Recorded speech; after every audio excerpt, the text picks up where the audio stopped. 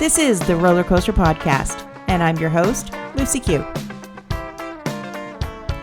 Life is a wild ride.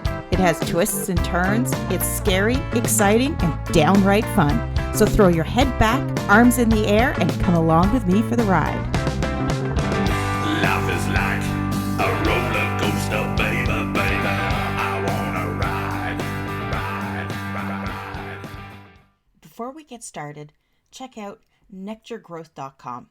nectargrowth.com. It's free to join, but not for long. Nectar is an extension of the roller coaster. It's where you can start your own journey of self-exploration and growth.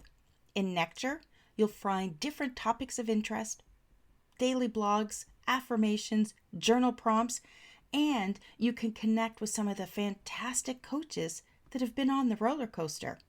Soon, we'll be adding videos, meditations, live discussions, and events. Our signature course is a journey of self-improvement, and it's valued at $397. But once you join, it's available to you at no cost. So if you're feeling stuck, if you feel like you need to change and not sure where to start with Nectar Growth Network. Come join us. You know you're worth it. Now, let's get on with today's show. About a week ago, I had a conversation with several young adults, and they shared with me how they felt lost and didn't really get the whole reason why they were here. They didn't understand the purpose of life. And kudos to them for being able to articulate something that's really quite profound, because it took me a lot longer to figure out how to ask those questions for myself. And as heartbreaking as it was, I now realize that it was actually a gift that they have hidden under all of the darkness that they were feeling, because ultimately they don't want to fall into those prescribed ways that society forces on us. They saw the difference. They didn't know what they wanted. They just knew that they didn't want what they were being presented. Joining me today is Kathleen Flanagan, author of Dancing Souls, to chat about the many faces of our soul's evolution, finding hope, and how we all have a mission in life. Hi, Kathleen. Hi, Lucy. How are you? I'm great. How are you? I'm doing fantastic, and thanks for having me. So your journey actually started at an early age. You were in a similar position to those young adults that I was talking to a couple of weeks ago, weren't you? Yes. So do you want to share what you went through? Okay. Well, essentially, I was born with all of this. So that's the first thing. And it took me years to realize that. But when I was 16, my mother had asked me if I wanted to go to an Edgar Cayce meeting. And I thought, why not? Had nothing else to do that afternoon. So I went and we did a meditation. So it was my first experience with meditation. And then what happened was, in this meditation, I saw who I thought at the time was God handing me the rod and the staff and said that you're going to change the world. And I thought they were actually nuts, because I was 16, I was lost, I was scared, I was suicidal, I was depressed. I mean, you name it, every negative emotion was engulfing me at that point. But looking at it again, is like, well, it's God, and he sees something different than I see. So I accepted it. So I did. Now, my mother was very jealous at that point when I was telling everybody about it, because everyone else was pretty excited. But my mother was very jealous, which I didn't understand that either. And what happened from this is I actually started on the journey of finding out who I was. So I started looking into Eastern philosophy just to understand what that meant. And then I started bridging it back into Western philosophy. And I've had a lot of experiences. And then I went to the School of Metaphysics, and my teacher at the time was an astrologer, and she actually started explaining a lot of things to me, as far as that my intuition was so vast that I would never understand it, because I have Neptune in the 12th house. And I always thought everyone else could just do this, because I could sit there and look at you and start telling you about where you live, what's going on in your life. And I'm just talking to you. Well, I scared a lot of people because of it. And I really hated that because I didn't think it was a gift. I thought it was something torturous. And she just basically had told me most people would give their left arm for 1/10 of what I had. And I said, well, they can have it. And she was floored that I would actually say such a thing, because when you're living with something you don't understand, it's very challenging. And trying to understand what this was and harness it. And the School of Metaphysics at that point really did help me to harness the gifts, because I realized I was a healer. I'm an empath. I could heal people, but I took it on me instead of letting it go because I didn't know how to do that yet. And so I just proceeded to move forward in all of this. I just started following spirit because I could hear things, I could see things, and I just moved forward. I could read tarot. I wasn't a big tarot reader because the first time I actually did it for money, I didn't like knowing all this stuff I learned about that person Oh, because no. I had to keep my mouth shut, and you're like, okay, this is way too personal for me. Oh, wow. So Yeah. I wasn't, I mean, because I always do it. I've never had a problem doing it, but when I did it for money, it was a different story, because it was like there was like all these new things that opened up, because they gave me, it was an exchange of energy saying, yes, I want to know. And they're giving me permission to be able to see to a degree that I don't think I normally ever saw before. And I chose not to go down tarot reading because I didn't care for it. I wanted to do other things. So I learned about how to do Akashic record readings. I can do inner guide meditations, and I'm on the journey with you. So even though the questions are a series that don't make sense, but they do make sense. They just don't make sense to our logical mind, but they're telling a story. And I'm on the journey with you. So even if you can't see or hear something, I can. So I actually walk with you in something like that. And then I started doing a lot of grid work. I work with, so we set up a lot of the grids that have changed on our planet right now. So I did a lot of that in the initial, back 20, 30, 40 years ago. And so that's pretty much been my journey. And then the Archangel Ariel showed up back in probably 2007 or 8, somewhere in there. She showed up and said, I know that you want to be lifted out of where you are, and we're going to do that for you. And that came with many prices that I didn't expect, because some goods, some not so good. And I ended up moving to Chicago and started writing the book Dancing Souls. And what this was the journey of what it's like to wake up and start remembering who you are. And so that's what the book was about, was the awakening it's the journey of an awakening spirit. And all of our great masters have actually gone through this process. And the end result of all of this that I discovered was not so much that I'm enlightened and my life is perfect and wonderful and, all that good stuff. That's not the case. What it does is it took away my excuse of saying, I don't know. Because now there's a responsibility. So when you want something like that, there is a responsibility. That means you stepped into service. And so Spirit has asked me basically to move into service, which I have. And I have created a lot of different programs that are on my website. And it was my journey. It's what I did, what it worked for me. They were non-invasive things.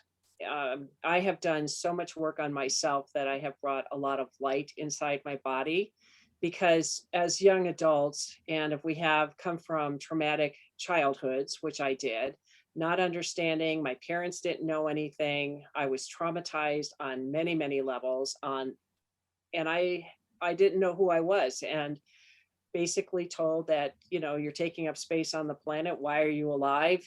You should be dead. And I had to find that all of that was a lie.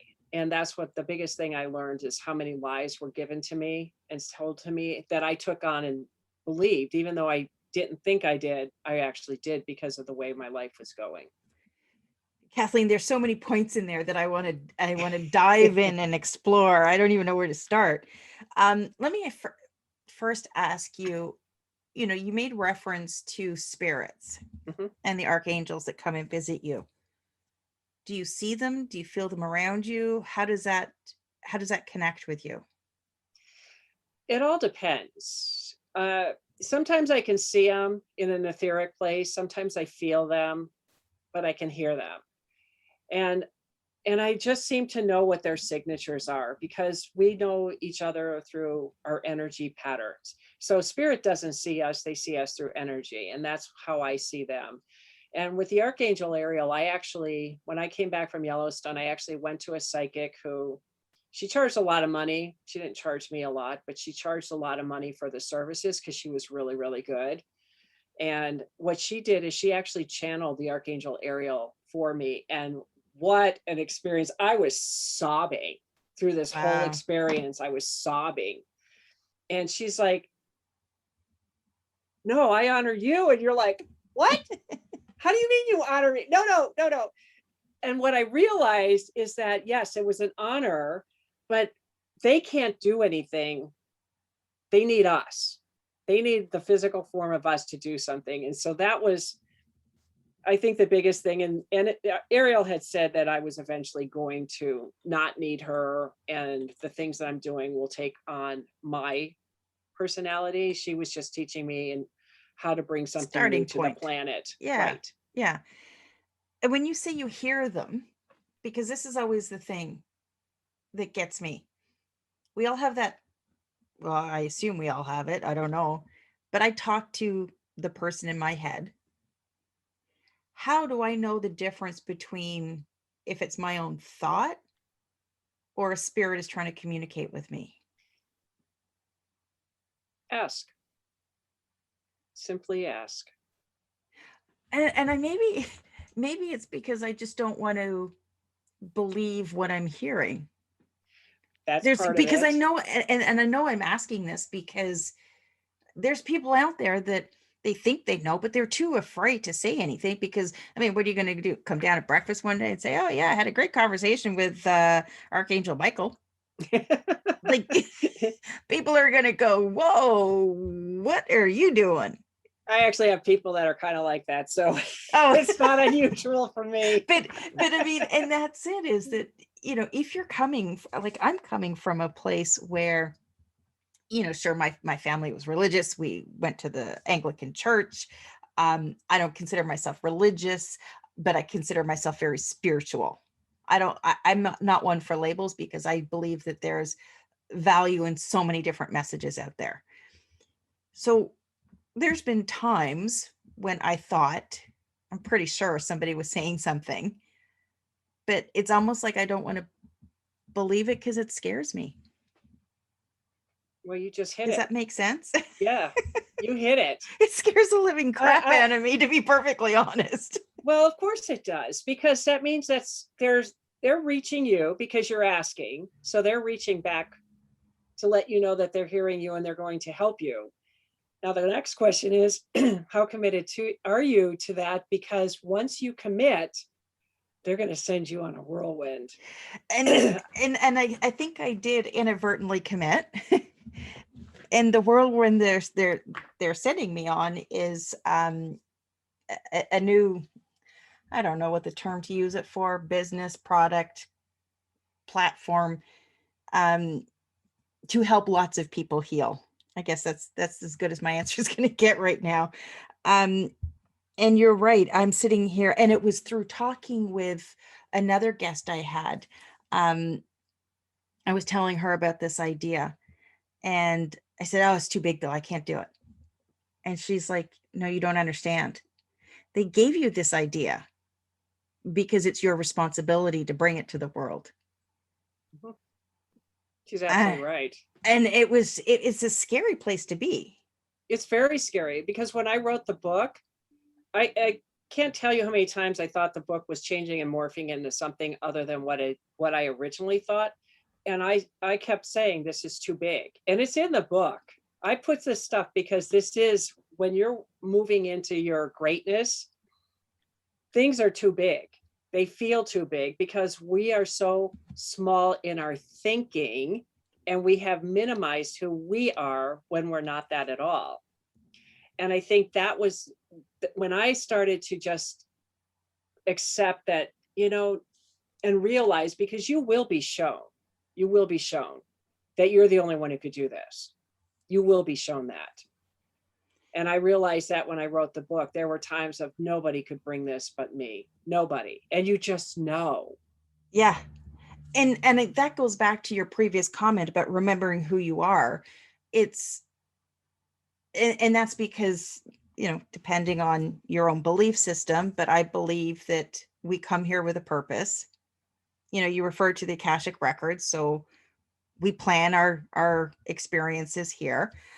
And that remembering who you are that's almost, correct me if I'm wrong, that's remembering who you are in spirit on, the other side, right?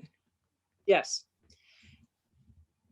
I was actually shown, after my mother had passed away, I was actually shown who I was. It was like I was in my bedroom, and this whole thing with my mom it's all in the book about who she really is and who I was in relation to her. And I was standing at the foot of the bed, and I got to make that decision what to do with my mother. We think we do. Oh, no. The death experience and how we go through things are way different than what we're being told. And there's no doubt in my mind that what I saw was real. And when I stood there, I closed my eyes for a minute, and it was like I saw this magnificent wings unfurl. That's what it looked like. And I became huge, like this massive, huge giant of a person, kind of like when, who was it? Gabriel. I set up a circle, and the archangels could come in, and I was partially in the circle, and the Archangel Gabriel came in, and I went down for the count. His energy was so massive because they're trying to protect themselves from us. I got hit, and he was massive. So it was like when I saw him, it was like I think I was at his knee. That's how big he was. Oh, okay. So that's what I'm trying to say is like, we're tall, big, we're just massive energy. And so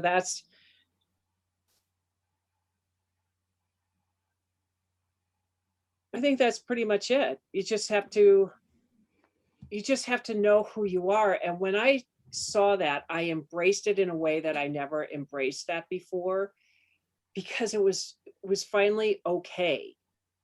For some reason, it was finally okay. It wasn't any more fear or angst or terror or let me finish this first. It was like I had totally surrendered at that moment into who I am, and my life changed right after that because of it. And that is, I have said almost the exact same words.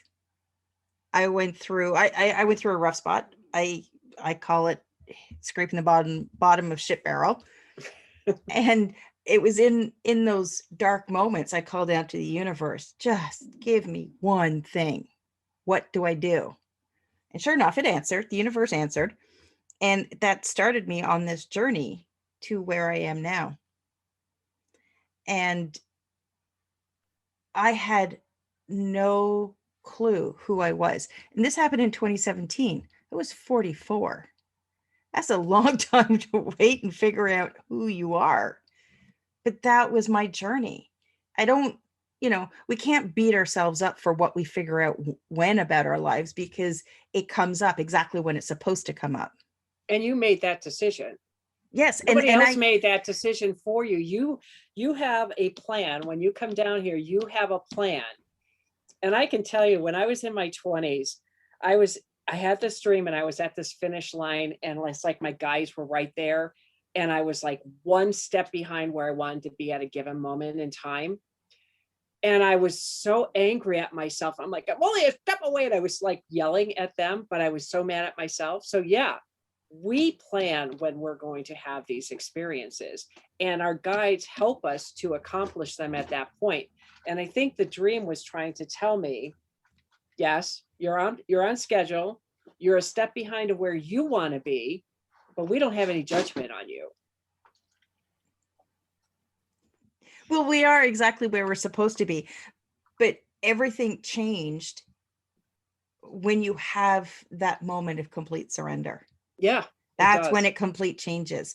Yep. And, I know some of the things that you talk about, you know, you talk a lot about the power of visualization. And that's a concept that, man, I knew about that a lot younger. I didn't, it's not part of my story, but I try and share that with as many people, because we do get to paint our own picture for our future. Well, let me tell you, when I started all this 40 or some years ago, 50 years ago, I read a lot of the books that were out there, not what's out here today, but the old ones when we were really starting to bring this message to the world. And I decided years ago to start rereading them. And the answers were there the whole time. I wasn't ready for those answers to hear it the way you said it. So yes, I knew about visualization. Did I understand visualization? No, I could sit there and say, yes, I see myself living here. I have this, I want certain things, but there's more to it than just visualizing. You have to put all of you in there. You have to believe it. You walk as if, you move, you take one step towards that. You can't just, because the rest of the time it's just a fantasy. And not knowing all of that, working towards it, but not fully comprehending it. So you can't beat yourself up for it because you weren't ready. Exactly. And that's exactly what I did in that moment of surrender. Is I looked, who is it that I want to be? If I didn't want to be this person, who do I want to be? And what did they act? How did they spend their time? How did they think? And I went through that, and that all began to shape every step I took after that. And it's very important, because you can't, and I go back to the saying all the time. Jim Carrey says something about, you can't just visualize it and then go eat a sandwich. That's Because true. that's what people think is, and I think, the movie The Secret kind of painted the wrong picture, as if I just have to think about it and it's going to come to. Well, Mm-hmm. no, you have to take inspired action. Mm-hmm. You have That's, to see it, believe it, and then you have to step into it by actually doing something. get off the stage is how I say Yeah. what I say, because we're in the drama of our lives. I mean, if you really step back, literally step back and observe. Because when I was writing the book, I had a friend who kept saying, get off the stage. I said, what are you talking about? He said, get off the stage. Get off the stage, sit in the audience and watch what's happening. Well, but you need to have emotion to make change. You need this, you need this. He says, but you don't have to be in the drama. So I took a lot of that. I thought about that for a long time, and I realized I don't like drama. Drama's on the dance floor for me. It's not in my life. People have a lot of drama. I do my best to walk away, or I stand back. So how I look at it is what I need to do, and then I step back and I observe what's coming in. Like if I don't know what to do next, that's when I get off the stage and I let spirit come in and show me what's next, because I don't know what else to do. So that's part of the whole surrendering too. Do what you can, get off the stage, sit back and wait. And we don't wait for anything. We are an impatient people. We're a 7-Eleven society. We're And patient as long as we get it right now. yeah. And that doesn't work. You have to sit back, I mean, there's things you have to do. And when we step back, we start receiving, because that's another thing that most of us don't know how to do. We can give, we don't know how to receive, but you need that receiving, because it's the law of giving and receiving. And spirit's giving to you, but you're not receiving it. So those are other elements of, part of that, like, yes, I want to be a better person. Yes, I want to change this. I don't like this about myself. And you start moving, but sometimes we don't know what to do. Maybe we need somebody to help us get over a hump. And gratitude plays a massive part in that as well. Oh, It's almost totally. it's almost when you understand what gratitude is, because again, like I watch The Secret like everybody else, and I try to do gratitude, and I'd write down, I'm glad I have feet, and I got it. And it just did not work. It didn't work. But when I learned how to do gratitude properly for myself, where you could actually feel the love and the joy and the happiness in your heart, like your heart bursts. Mm-hmm. that's true gratitude. Once I understood that and learned how to understand gratitude, then it's almost like, what do I want to say? You almost open yourselves up to hear more. You do. Because you're getting out of your way. So like when my mother died, I was in a very dark place because grief is horrible. I mean, especially when it's your mother. Oh my God, who knew? And the only thing I knew how to do at that point was just say, thank you for letting me back. And I felt, because I was like observing the blue sky. And that means something because I really am about nature and getting energized from nature. And as I kept saying that, it was like everything started to open up a little bit more. Like I was able to start moving out of grief because Spirit said, here's a technique for you to get out of this. And I did it. And it was like, as soon as I did, it was like, it was like my left and right hemispheres were because I was rewired. And I never felt the pit of that grief as I did. And that was only because I got out of my way so I could hear them. Because if you're staying in your muck, you're not going to get answers. You're not going to move forward because you're in your muck. You have to lift yourself up. And gratitude is the fastest way to do that. And sincerely feel it in your heart, like you said. Yeah, you do. You have to feel it with your whole self. Oh boy, there's so many things that we can dive into, Kathleen. But I think the best thing to do is find out what's the best place for people to connect with you. Well, I have a website. It's KathleenMFlanagan.com. And I have a list of all those different services that I provide.